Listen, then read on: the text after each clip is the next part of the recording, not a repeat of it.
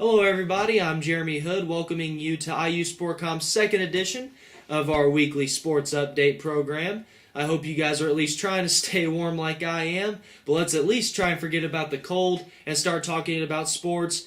First off, let's start out with IU men's basketball being tested on the road yet again, the Big Ten against Northwestern.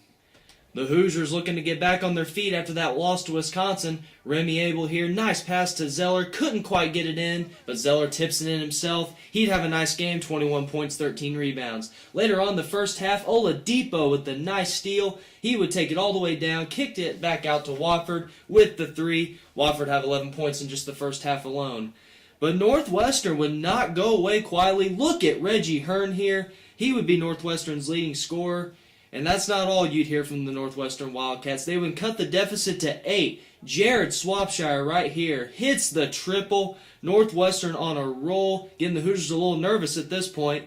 But Oladipo says, you know what? I got a three of my own. Here it is for you. Oladipo. Nice play right there. With 2.5 minutes to go later in the game, it's Swapshire again. This guy would not go away, and Northwestern certainly wouldn't go away either. They cut the deficit even more, back down to 8. But in the end, Jordan Hulls and the Hoosiers, they'd be too much to handle. Nice floater there. Hulls would also go to hit key free throws later on in the game. Hoosiers, 67, Northwestern 59.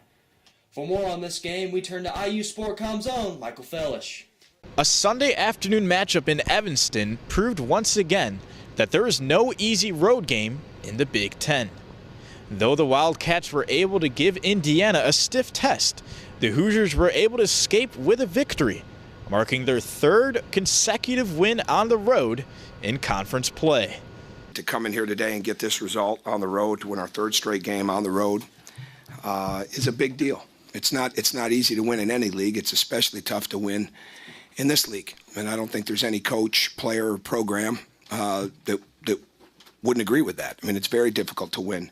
That's big. If we want to get to where we want to get, we have to, go one game at a time and try and get that win, and do the things that we know that we're capable of doing, and we're able to do that today. The Wildcats were able to claw their way back into the game, making the most off of Hoosier mistakes. But ultimately, Indiana got the job done at the line, a trademark they've been known for all season. There were times that Northwestern took advantage of our mistakes. That's what Northwestern does, better than maybe anybody in this league. If you play a screen the wrong way, they're going to make you pay for it. And that happened to us a couple of times. And then we missed a few layups, but we never got down. And our spirit was tremendous all day long. And I think a very telling point for this game is when we scored 3 straight buckets when the game could have gone the other way for us. So tremendous contributions from a lot of guys. Coach Crean tagged the win as a veteran victory, as Jordan Hulls and Christian Watford finished with a combined 29 points, along with a double-double from the big handsome Cody Zeller. While the veterans in the lineup finished with strong offensive performances, the young talent on the Indiana bench could not say the same. IU's bench once again saw a lack of production, which could hinder them in the future in conference play. From Welsh Rhine Arena, I'm Michael Fellish, IUSportcom. All right, thanks, Michael. Well, it wasn't just the men's basketball program making news this weekend. It was also the women's basketball program making some headlines, particularly just about one player, Alani Sinclair. This weekend, she became just the 23rd member of the IU women's basketball program to reach 1,000 points for her career, despite only scoring 6 points to an unfortunate loss. But for more on this story, we'll turn to IUSportcom's own Taylor Blackburn. Alani Sinclair earned her spot in the record books by being the 23rd player in program history to score 1,000 career points. Well, Alani has been absolutely fantastic for us this year, and she's a tremendous shooter, and 1,000 points is a huge accomplishment in a totality of a career, and really happy that she got that monkey off her back and got the 1,000 points. Sinclair has led the Hoosiers in scoring, averaging almost 19 points a game, and has been the leading scorer in 11 games this season. Again, when she shoots the ball, every single time she's a kid that you think is going to go in. And so we're going to continue to put her in position to be successful. We're going to continue to ask her to make shots. And she's got to play through these stretches where the defenses are really, really focused on her. And she doesn't get a lot of easy looks. And there's not a kid in the league that gets tougher looks than Alani Sinclair, because unlike some teams, we don't have a lot of other premier scorers. So there's a lot of attention given to her. But she'll never shy from the moment, and love her toughness, and proud to be a small part of her career, and be able to be with her when she scored her 1,000th point. Sinclair and the Lady Hoosiers will continue Big Ten play this Thursday when they take on the Michigan Wolverines at home. From Assembly Hall, I'm Taylor Blackburn, IUSportcom. Turning our attention to the NBA circuit now, it was certainly an exciting finish in Memphis as the Memphis Grizzlies hosted the Indiana Pacers, a matchup between the two top defenses in the country in what was sure to be an exciting finish. We'll take you right to the exciting finish. Look at Paul George here. Nice kick out from David West. Hits the three. Puts the Pacers up 81-79 with just under 2 minutes left. But look out. Here comes Memphis. Zach Randolph staying low underneath here. Puts it up and in to tie it. And we got a showdown toward the end. Look at Paul George here. David West trying to set up the pick. Fakes him out. George gets fouled with 1.4 seconds left. He would go to the charity stripe with the game on the line. George, misses the first one, leaving some life left for the Grizzlies. And will put it away for the second made free throw. Still some hope for the Grizzlies on the ensuing timeout. The inbound. Gets it away and makes it, but it would not count. You can clearly see right here as the buzzer goes off, the ball is still in his hands. Pacers escaping out of Memphis with the victory, 82-81. Well, we'll finally turn our attention away toward the basketball court and go to the soccer field. Former IU standout Caleb Kotstansky was selected today in the MLS supplemental draft. He was selected 61 overall by the Chicago Fire. Kotstansky made 46 consecutive starts for IU, including all 24 games in the 2012 season, including 3 straight shutout wins over North Carolina, Creighton, and Georgetown to ultimately win the 2012 College Cup. Well, it seems that soccer might be getting just a little bit more famous around here, particularly in the city of Indianapolis. Just recently, the city announced that they will be debuting in 2014 a professional soccer team. Our own Darian White was there herself to help cover this historic event. With the city of Indianapolis becoming a major sports city with both professional football and basketball, it was no wonder that Indiana sports fans wanted more. So why not professional soccer?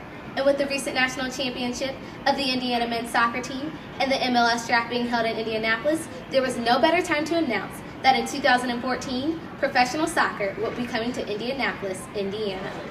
Congratulations.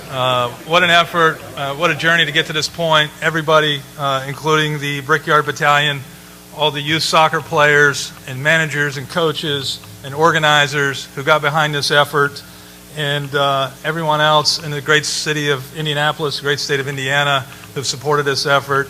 You did it. There's professional soccer coming to Indianapolis.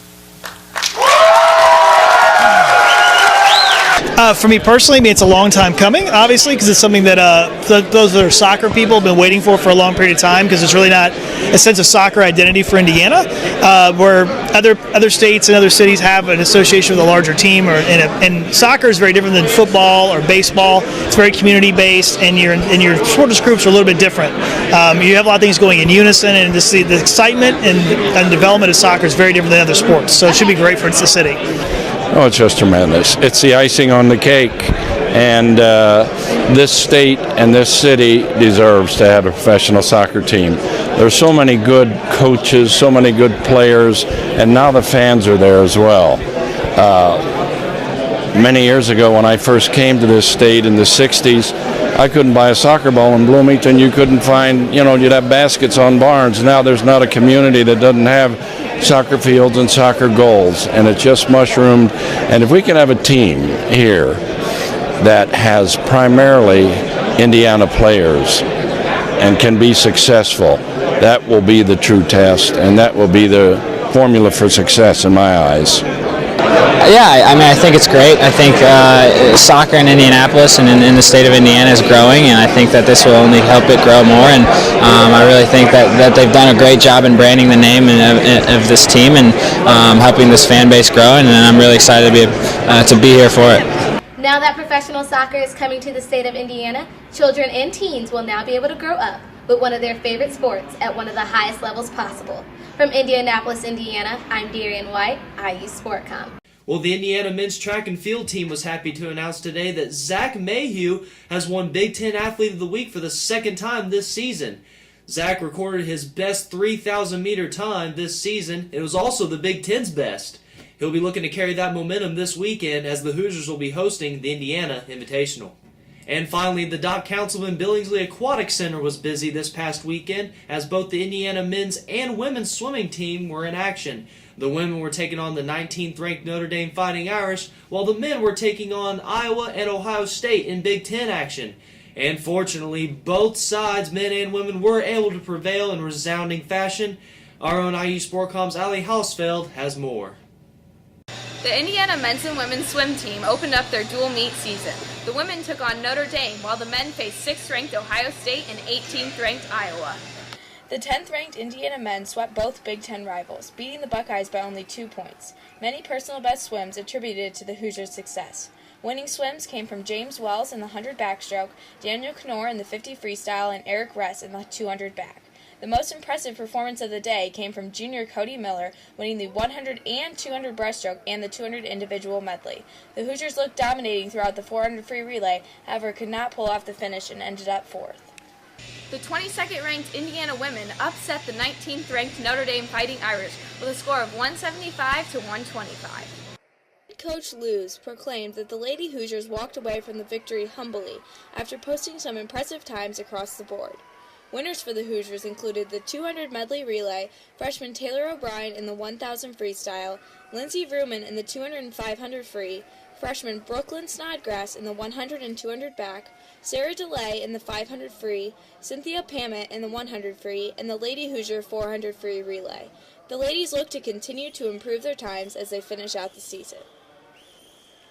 From the Councilman Billingsley Aquatic Center, this is Allie Hausfeld, IUSportcom. All right, Allie, thank you very much. And thank you guys for tuning into this second edition of IUSportcom's Weekly Sports Update. We'll certainly have more to come, so stay tuned. Until then, stay warm out there. I'm Jeremy Hood.